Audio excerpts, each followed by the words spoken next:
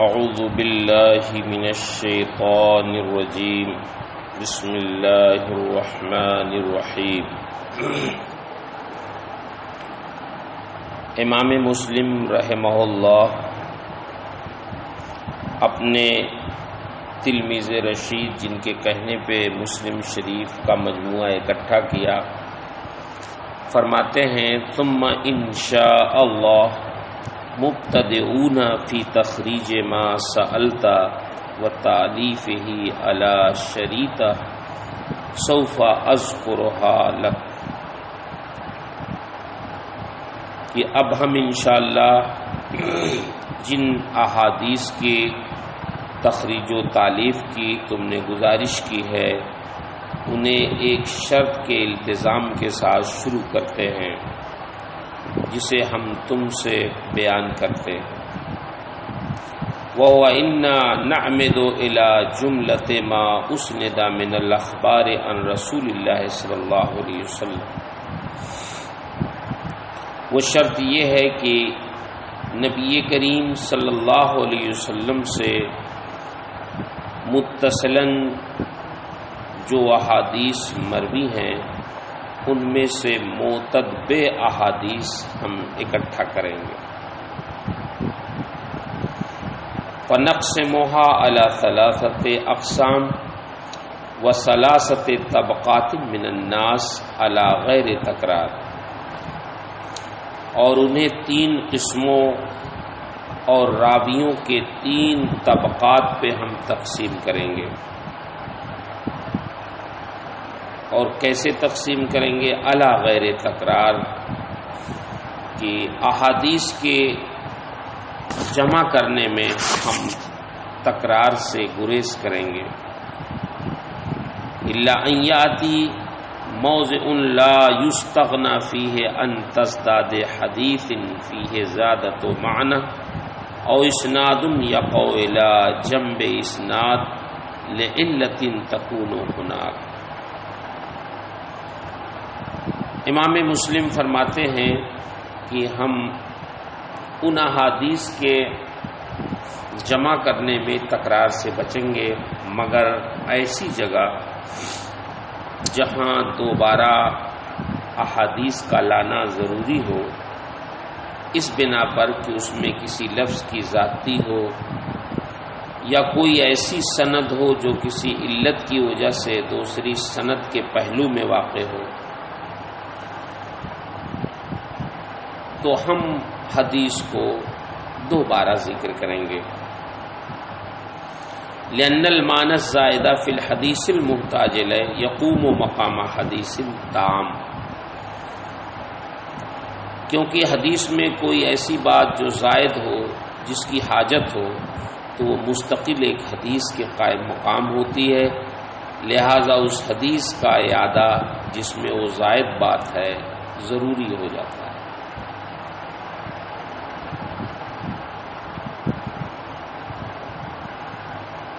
او ان نفصل ذلك المعنى من جملة الحدیث على اختصاره اذا امکن، یا اگر ممکن ہو تو ہم اختصار کے ساتھ اس زیادتی کو پوری حدیث سے الگ کر لیں گے۔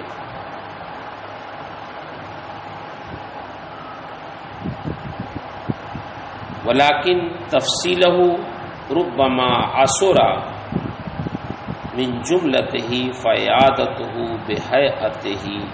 اذا ذاق ذلك اصلا، یعنی کبھی کبھی اگر ممکن ہوگا تو ہم اختصار کی نیت سے اس زیادتی کو حدیث سے الگ کر کے بیان کریں گے، اور اگر پوری حدیث سے اس کی علیحدگی مشکل ہے تو پوری حدیث کو اسی حالت کے ساتھ ذکر کریں گے اور وہی زیادہ بہتر ہے۔ لیکن اس حدیث کے اعادے سے ہم کوئی چارہ اگر پائیں تو انشاءاللہ دوبارہ ذکر نہیں کریں گے۔ فَأَمَّا مَا وَجَدْنَا بُدًّا مِنْ إِعَادَتِهِ بِجُمْلَتِهِ عَنْ غَيْرِ حَاجَةٍ مِنَّا إِلَيْهِ فَلَا نَتَوَلَّى فِعْلَهُ إِنشَاءَ اللَّهِ۔ مفہوم یہ ہے کہ اگر اعادے سے کوئی چارہ نہ ہو، یعنی اگر اعادے کی کوئی ضرورت نہ محسوس کریں تو ہم حدیث کو دوبارہ ذکر نہیں کریں گے۔ دوبارہ ذکر اسی صورت میں کریں گے جب حدیث میں کوئی زیادتی ہو اور حدیث سے اس زیادتی کو الگ بھی نہ کر سکیں تو پھر پوری حدیث ذکر کریں گے۔ اس عبارت سے امام بخاری رحمۃ اللہ علیہ نے اپنے شاگرد رشید سے یہ فرمانا چاہا کہ جن حدیث کے اکٹھا کرنے کی تم نے درخواست پیش کی ہے اس کو چند شرائط کے التزام کے ساتھ ہم جمع کریں گے، جن میں بعض شرطیں یہ ہیں۔ پہلی شرط یہ ہے کہ ہم ان احادیث صحیحہ میں سے جو نبی کریم صلی اللہ علیہ وسلم سے متصلاً مروی ہیں معتبر احادیث ذکر کریں گے جن کی ضرورت ہم محسوس کریں گے۔ دوسری شرط یہ ہے کہ مرویات کو سرکار کے راویوں کے 3 طبقات میں تقسیم کریں گے۔ تیسری کہ اس مجموعے کی جمع و تالیف میں ممکن حد تک تکرار سے بچیں گے، صرف ان صورتوں میں تکرار کریں گے جہاں تکرار ضروری ہو،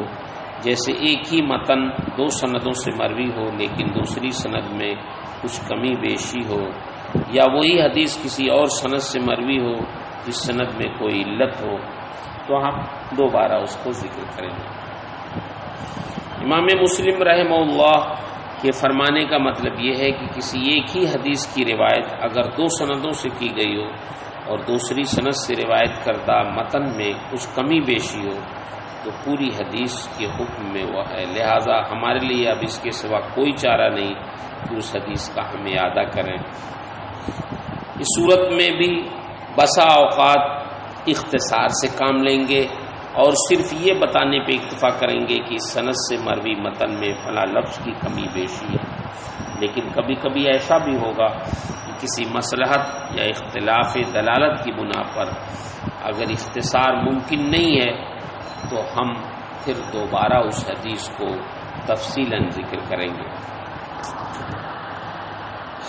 یہاں پر ایک بحث یہ آ جاتی ہے کہ روایت علی وجہ الاختصار یہ جائز ہے کہ نہیں۔ امام نووی رحمہ اللہ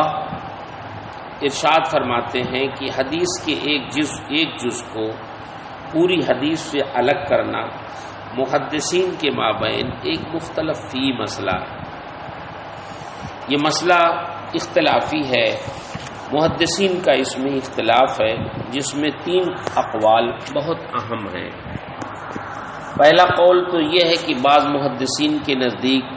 حدیث کا ایک ٹکڑا علیحدہ کرنا مطلقاً منع ہے، کیونکہ ان کے نزدیک روایت بالمعنی جائز نہیں ہے، حدیث کو بے لفظ ہی نقل کرنا چاہیے۔ دوسرا مذہب یہ ہے کہ بعض محدثین کے نزدیک روایت بالمعنی اگرچہ جائز ہے لیکن حدیث کا ایک ٹکڑا الگ سے روایت کرنا اسی وقت درست ہے جب پہلے پوری حدیث روایت کر لی گئی ہو، ورنہ وہ درست نہیں ہے۔ تیسرا مذہب بعض محدثین کے نزدیک مطلقاً جائز ہے، حضرت امام قاضی ایاز رحمہ اللہ نے اسے حضرت امام مسلم کی طرف منسوب فرمایا ہے۔ یہ 3 اقوال ہیں اس سلسلے میں کہ روایت علی وجہ الاختصار جائز ہے یا نہیں، لیکن قول محقق جو جمہور محدثین، فقہا، محققین اور اصولین کا ہے وہ یہ ہے کہ حدیث کے جس حصے کو الگ کیا گیا ہے اگر وہ مقطوع عنہ سے متعلق نہ ہو اور معنی میں بھی کوئی خلل واقع نہ ہو اور حدیث کے بقیہ حصے کے ترک کرنے سے معنی پر دلالت میں بھی کوئی اختلاف نہ ہو اور راوی بھی اس پائے کا ہو کہ اولاً پوری حدیث بیان کرنے سے اس پر زیادت اور ثانیاً کم کرنے سے اس پر غفلت، قلت ضبط اور نسیان کی تہمت کا اندیشہ نہ ہو تو پوری حدیث سے اس کے ایک جز کو الگ کر کے بیان کرنا جائز ہے۔ خواہ روایت بالمعنی جائز ہو یا نہ ہو، خواہ پوری حدیث اس سے پہلے بیان کی گئی ہو یا نہ بیان کی گئی ہو۔ یہی جمہور محدثین، فقہاء، محققین اور اصولین کا موقف ہے۔ فَأَمَّا الْقِسْمُ الْأَوَّلُ فَإِنَّا نَتَوَخَّى أَن نُقَدِّمَ الْأَخْبَارَ الَّتِي هِيَ أَسْلَمُ مِنَ الْعُيُوبِ۔ امام مسلم رحمہ اللہ اس عبارت سے اپنی صحیح مسلم میں احادیث لانے کی جو شرط انہوں نے مقرر کر رکھی ہے، اب اس کی وضاحت فرمانا چاہتے ہیں۔ لیکن اتنا جان لیں آپ اس وضاحت سے پہلے کہ محدثین نے ضبط و اتقان کے اعتبار سے راویان احادیث کے 5 درجات منتخب کیے ہیں۔ نمبر 1، کثیر الضبط والاتقان و کثیر الملازمہ بالشیخ، یعنی راوی نہایت ذہین اور قوی یادداشت والا ہو اور اسی کے ساتھ اسے اپنے شیخ کی طویل عرصے تک صحبت بھی حاصل رہی ہو۔ نمبر 2، کثیر الضبط والاتقان و قلیل الملازمہ بالشیخ۔ نمبر 3، قلیل الضبط والاتقان و کثیر الملازمہ بالشیخ۔ نمبر 4، قلیل الضبط والاتقان و قلیل الملازمہ بالشیخ۔ نمبر 5، ضعیف اور مجہول روات۔ اب یہاں یہ جان لینا ضروری ہے کہ جس محدث نے احادیث اخذ کرنے اور روایت کرنے میں سخت شرائط کو مد نظر رکھا، اس کی کتاب کی شان و شوکت بڑھ گئی، جیسے امام بخاری، امام مسلم رحمہم اللہ۔ امام مسلم رحمہ اللہ فرماتے ہیں کہ ہم نے اپنی صحیح مسلم میں احادیث لانے کی یہ شرط مقرر کی ہے کہ ہم پہلے 2 درجوں سے احادیث روایت کریں گے، اور ان میں یہ ترتیب ہوگی کہ درجہ اولیٰ کی روایات مقدم ہوں گی اور اس کے بعد درجہ ثانیہ کی روایات ہوں گی، یعنی درجہ اولیٰ اور ثانیہ سے بالاستیاب احادیث روایت کریں گے اور تیسرے درجے سے احادیث کی تخریج نہیں کریں گے۔ وہی فرما رہے ہیں، فَأَمَّا الْقِسْمُ الْأَوَّلُ فَإِنَّا نَتَوَخَّى أَن نُقَدِّمَ الْأَخْبَارَ الَّتِي هِيَ أَسْلَمُ مِنَ الْعُيُوبِ مِنْ غَيْرِهَا۔ قسم اول کی احادیث میں ہم ان احادیث کو مقدم رکھنے کا ارادہ رکھتے ہیں جو بنسبت دیگر احادیث کے عیوب سے زیادہ پاک و صاف ہیں، اس لیے کہ ان کے راوی پوری صحت کے ساتھ بیان کرنے والے اور اپنی روایت کردہ احادیث پوری قوت و پختگی کے ساتھ یاد رکھنے والے ہیں۔ ان کی روایات میں بہت زیادہ نہ تو مخالفت ہے اور نہ ہی زیادہ خلط ملط ہے، جیسا کہ بہت سے محدثین میں یہ بات پائی جاتی ہے، کما قد اسر فیہ علی کثیر من المحدثین وبان ذلک فی حدیثہم، اور ان کی مرویات میں یہ بات بالکل ظاہر ہو چکی ہے۔ فَإِذَا نَحْنُ تقصینا اخبار هذا الصنف من الناس اتبعناها اخبارا یقع فی اسانیدها بعض من لیس بالموصوف بالحفظ والاتقان کالصنف المقدم قبلہ۔ پھر جب ہم قسم اول کے راویوں کی احادیث بیان کر لیں گے تو اس کے بعد وہ احادیث لائیں گے جن کی اسناد میں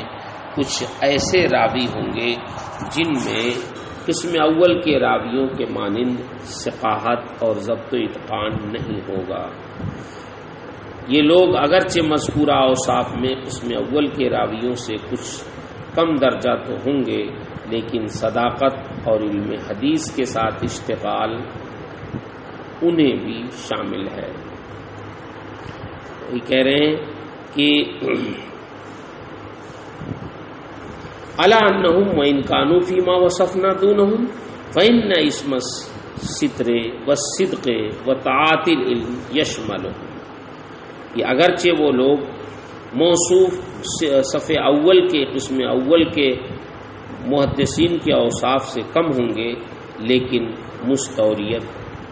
یعنی ستر اور صدق اور علم حدیث کے ساتھ ان کا اشتغال یہ انہیں بھی شامل ہوگا، جیسے عطا بن صائب ہیں، یزید بن ابی زیاد ہیں، لیث بن ابی سلیم ہیں، اور ان کے جیسے بہت سارے حاملین حدیث اور ناقلین احادیث ہیں۔ یہاں انہوں نے یہ بتایا کہ ہم دو قسموں کے راویوں کی روایتیں صحیح مسلم میں اکٹھا کریں گے، لیکن اس مقام پر بعض محققین یہ بھی فرماتے ہیں کہ صحیح مسلم میں تیسرے درجے کی روایات بھی پائی جاتی ہیں۔ حالانکہ انہوں نے یہ کہا ہم صرف 2 درجے کے راویوں کی احادیث لیں گے۔ اس کے جواب میں محدثین فرماتے ہیں کہ تیسرے درجے کی روایات جو امام مسلم نے لی ہے وہ تائید کے درجے میں ہے، یا اس لیے کہ وہ کوئی زائد خوبی ان کی سند میں ہے، مثلا علو اسناد پر مشتمل ہے، اس لیے لیا ہے۔ اور یہ بھی کہا جاتا ہے کہ جس ذوق کی بنا پر ان کا شمار درجہ ثالثہ میں ہوا ہے وہ ذوق صحیح مسلم میں ان کی احادیث کے اندراج کے بعد لاحق ہوا ہے، یعنی صحیح مسلم تک ان میں ذوق نہیں تھا، اس کے بعد ان میں ذوق پیدا ہوا، ورنہ وہ حقیقت میں صحیح مسلم میں ان کی روایت کے لینے تک وہ تیسرے درجے کے راوی نہیں تھے۔ آج کے سبق کا یہی خلاصہ ہے، اور انشاءاللہ پھر اس کے بعد ہم آگے بڑھیں گے۔ اللہ تعالی قبول فرمائے اور اپنے محبوب کے احادیث کو سننے، سمجھنے اور اس پر عمل کی توفیق عطا فرمائے۔ السلام علیکم ورحمۃ اللہ وبرکاتہ۔